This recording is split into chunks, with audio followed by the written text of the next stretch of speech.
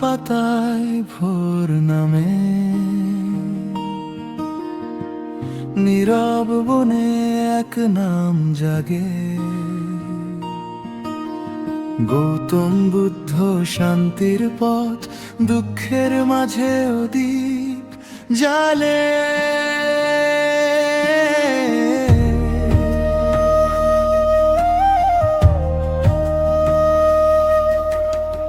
শীতল জলে পদচিহ্ন,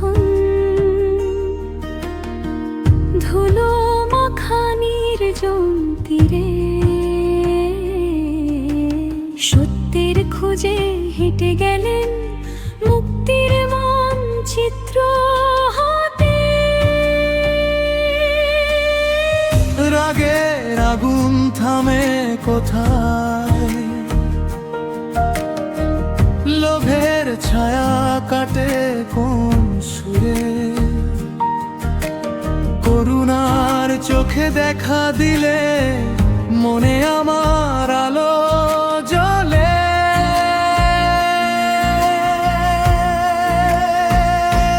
গৌতম বুদ্ধ পথ দেখাও, গৌতম বুদ্ধ পথ দেখাও, মনের ভিতর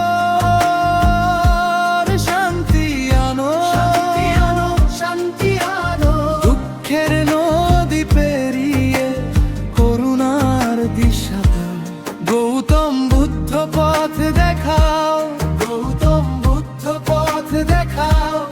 অন্ধকারে নাম ধরে ডাকো, একটি হৃদয় একটি সাবাস, মুক্তির দিকে এগোয়।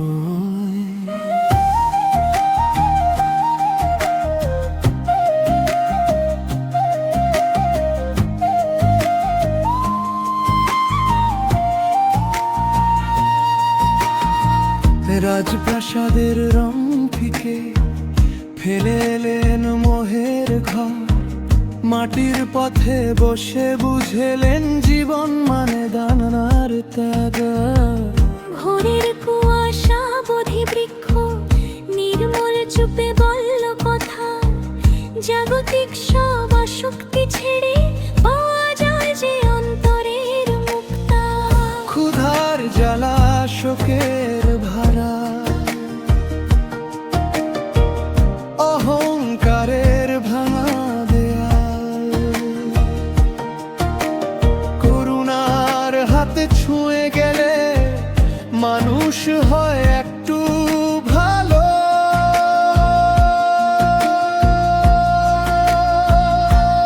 গৌতম বুদ্ধ পথ দেখাও, গৌতম বুদ্ধ পথ দেখাও, মনের ভিতর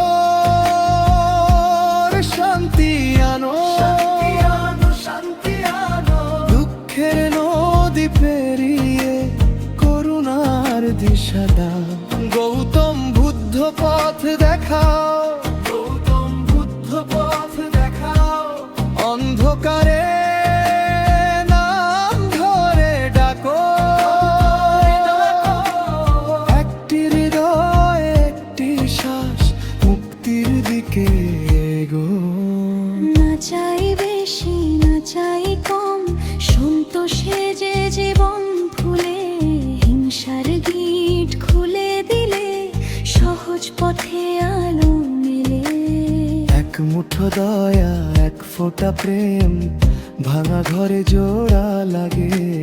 তোমার বাণী নরম নদী আমায় নিয়ে ফিরে আসে। গৌতম বুদ্ধ পথ দেখাও, গৌতম বুদ্ধ পথ দেখাও, মনের ভিতর শান্তি আনো, শান্তি আনো, শান্তি আনো। দুঃখের নদী পেরিয়ে করুণার দিশা দাও। গৌতম বুদ্ধ পথ দেখাও, গৌতম বুদ্ধ পথ দেখাও। অন্ধকারে নাম ধরে ডাকো, একটি হৃদয় একটি শ্বাস, মুক্তির দিকে এগোয়। বুদ্ধ হিসেবে পরিচিত হওয়ার অনেক আগে, তার পদচিহ্ন অনুসরণ করে প্রজ্ঞা ও বোধোদয় আসারও আগে, এক নিস্তব্ধ বিস্ময়ে ভরা রাত ছিল। সে রাতে রাজকুমার সিদ্ধার্থের জন্ম হয়েছিল।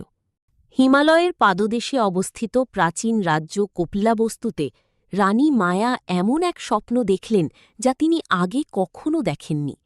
সেই স্বপ্নে স্বর্গ থেকে একটি উজ্জ্বল সাদা হাতি নেমে এলো, যার সুরে ছিল একটি পদ্মফুল। হাতিটি আলতোভাবে তাকে প্রদক্ষিণ করে তার পাশে প্রবেশ করল এবং তাকে শান্তি ও আলোয় ভরিয়ে দিল। ঘুম থেকে জেগে উঠে তিনি দেখলেন বাতাস যেন আরও কোমল হয়ে উঠেছে, যেন স্বয়ং পৃথিবী শ্বাসরুদ্ধ করে আছে। রাজকীয় ঋষিগণকে তলব করা হল। মনোযোগ সহকারে শোনার পর তারা নতজানু হয়ে শ্রদ্ধার সাথে বললেন, শীঘ্রই এক মহান নিয়তিসম্পন্ন শিশুর জন্ম হবে, যে হয় এক পরাক্রমশালী রাজা হবে অথবা এমন এক আধ্যাত্মিক পথপ্রদর্শক হবে যে বিশ্বকে বদলে দেবে। মাস গড়িয়ে যাওয়ার সাথে সাথে রাজ্য শিশুটির আগমনের জন্য প্রস্তুত হতে লাগল। প্রথা অনুসারে রানী মায়া সন্তান প্রসবের জন্য তার পিত্রালয়ের উদ্দেশ্যে যাত্রা শুরু করলেন।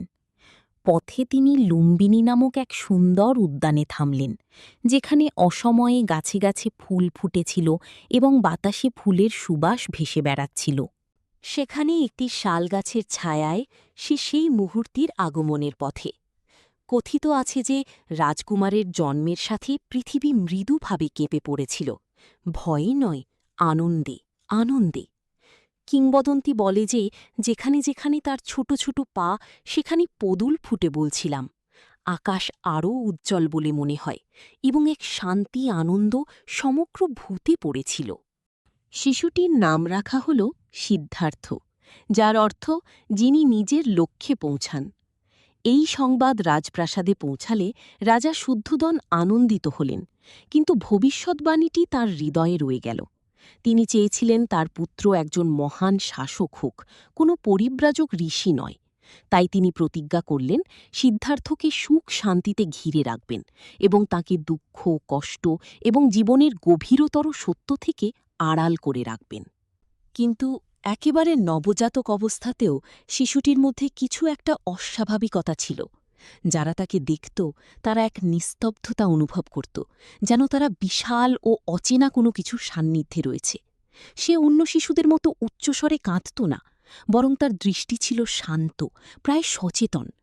সামনের পথ, প্রশ্ন, ত্যাগ এবং জাগরণের দীর্ঘ যাত্রা তখনও কেউ দেখতে পায়নি। কিন্তু লুম্বিনীর সেই স্নিগ্ধ দিনে, প্রস্ফুটিত বৃক্ষরাজি আর সতর্ক আকাশের নিচে এই জগৎ নীরবে এমন এক আত্মাকে স্বাগত জানিয়েছিল যে একদিন একে জাগিয়ে তুলবে।